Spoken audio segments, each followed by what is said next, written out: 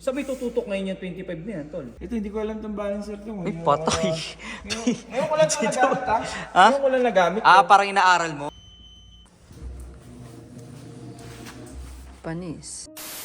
Yo, what's up mga babayan? Kamusta kayo? Tatanungin ako, okay lang? Pasensya na wala kaming daily vlog nito nakarang araw kasi medyo busy na at pagod sa trabaho. Papasok kami ng napakaaga, uuwi ng late. At eto, sumabay pa nga yung kotse namin. Kaya ayusin kasi rito sa kotse namin, alas 7 na ng gabi. Nandito kami sa tabi ng building namin, dito sa maintenance shop. Babanata namin yung Utol ngayong gabi after work. So, what's up mga babayan? Nandito kami sa tire shop namin ni Utol. May ano kami ni Utol? May Sariling nagtayo tire shop. kami ng business eh. Sabi kasi, pag lagi mong iniisip, mangyayari. Ano, tingnan mo. Pangarap lang namin dati eh. Formahan Ito, pakita mo muna yung mga, may lifter kami doon, pero pinili na namin mag-jack. Tipid kami sa kuryente. Lawak ng tire shop nila, Kuya Dalo. Alam mo talaga eh. Pag ang problema mo ay wiggle, kumbaga yung sasakyan mo parang nararamdaman mo na. Oh. May problema na yung rim. Oo, tsaka yung gulong. So ayun o, kaya kami nandito kasi papatulong ako kay Utol mag Maganda lang dito. Dito may mga tools, pero... Kala ko ba sa inyo to? Ba't ayaw niyong Ayaw nga gamitin? wala no? Wala eh. Nahihiya kaming gamitin yung gamit namin. Bakit ba? Nahihiya yung gamitin. Kaya ba't ayaw niyong gamitin yung gamit niyo?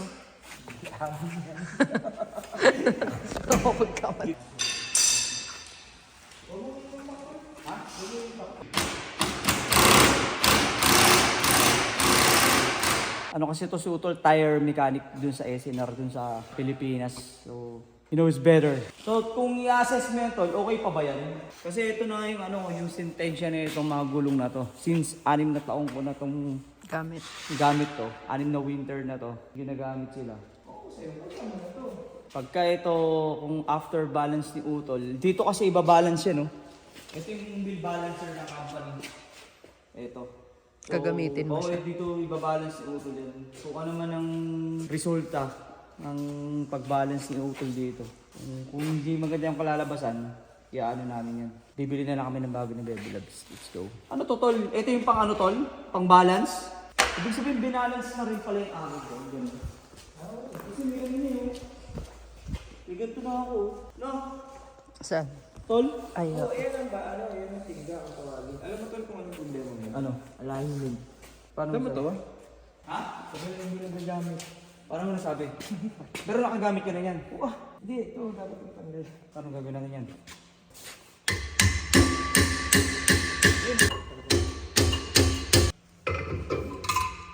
All-loading dakas.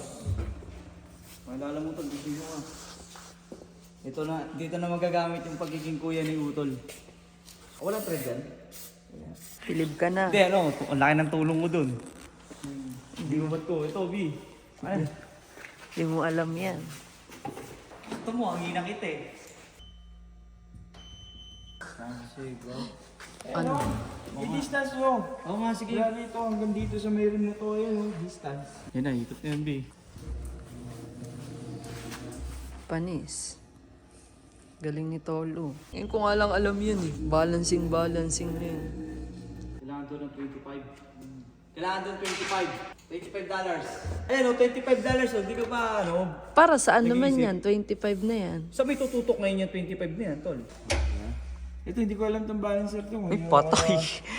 Ngayon ko lang ito nagamit, ha?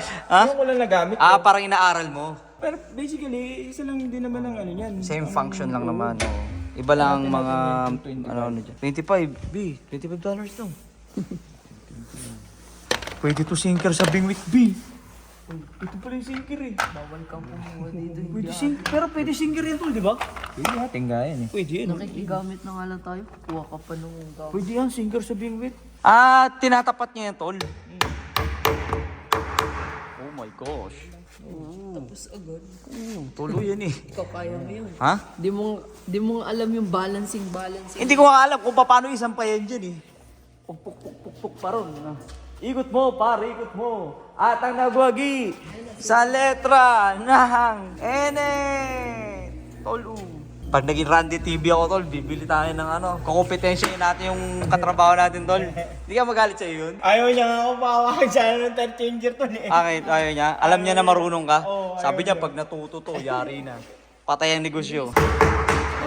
Ayaw niya. Nalagyan ng tingga. So ngayon, wala kaming ano ni Utol pareho, torque wrench. Yung torque wrench kasi na ginagamit namin sa sasakyan, eh kay Papa ba yun? Pareho ko manghiram ng torque wrench dito kung may torque wrench sila. Ito, ano ba ito? Ano yung breaker bar din yan eh. Hindi ko lang alam kung may torque wrench sila wali dito. Torque wrench please! Ay, wala torque wrench. Wala tayong torque wrench dito. Walang torque wrench. Pag wala, maigpit na naman yun. Bukas babalik ako dito, itatanong ko kung may torque wrench sila. Pero 100% ako may torque wrench dito. Hindi ko lang makita. Ito, sa unahan na kami sa kaliwa. Sinasabi ni Utol, may usapan kami ni Utol patungkol sa alignment. Baka, tingin mo Tol, hindi talaga align no? Hindi. Klaro naman sa gulong mo eh. Oo. Ngayon, ganito. Anong recommendation mo Tol? Anong recommendation? Paalay mo, bumili ka ng gulong. Kung halimbawa yung mapupuntahan mo, may bentang gulong. Oo. Doon ka na magpa-align. Sabihin mo sa kanya, ikabit niyo muna yung gulong bago niyo i-align. Para kapag ka-in-align niya, nakaset siya dun sa bagong gulong, hindi Sa pa bagong gumugulong. Kumbaga hindi pa Nagagamit. Oo. Oo. Iseset nila dyan sa kotse ngayon. Oo, yun kasi ang idea dyan, Oo. i-adjust nila yan eh. Mayroong setting yan sa sakyan mo. Na Oo. may distansya yan dyan na. Kasi ngayon, ang gulong mo, Yung machine. Oo. nakaganito eh. Nakaganyan ang gulong mo. Nako. Oo. Klaro yan, nakaganyan. So, i-adjust nila yan para gumanon siya. Tol, yun kaya dahil kasi ano, ayun yung make ng kotse natin. pwede, no? Pwede. 6 years. Oh. Bahala na kayo kung ano isipin nyo. Pang-anim na taon. Siguro Tol, ayun na lang muna. 2 lang Tol. No? Para makapagpahinga ka na rin. Alam ko, pagod ka na kasi ganyan ka naman eh. Talagang wala eh. Hindi naman na matimbang yung pagiging kapatid ko sa'yo eh. Pag yung bunso talagang, tara, baklasin natin yung gano'n mo, driveway mo. Ganun eh. Yung mga ano pa rito, lag na to. Pali. Front wheel.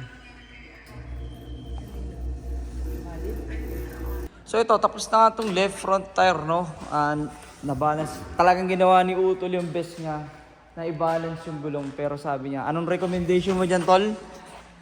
Talagang kailangan ng palitan, ano? Palitan na talaga daw yan, sabi ni Tol. Yan. Kung ang nararamdaman mo, vibration sa manubela, balancing yun. Balancing, oo. Pero kung ang nararamdaman mo, Shake, nagsishake o nag-wiggle. Shake yung ano mo, eh gulong yun. Gulong. So, kailangan namin bumili ni Bebe Loves. Ginawa naman ni Utol yung best niya. Sa abot ng makakaya niya. Gamit pa tong lumang ano, tire balancer. Pero syempre hindi naman kami nagre-reklamo. Nakikihiram na nga lang kami. Kakabit lang namin to. At Sabado. Abangan nyo mga kababayan. Bibili kami ng tire. Tire lang Tol, no? Tapos alignment, no? So sasabihin ko sa inyo kung magkano yung magagastos sa isang set ng winter tire ng kotse ko. At tire alignment din, sabi ni Utol. Na recommendation ni Utol dito sa kotse ko is i-align na.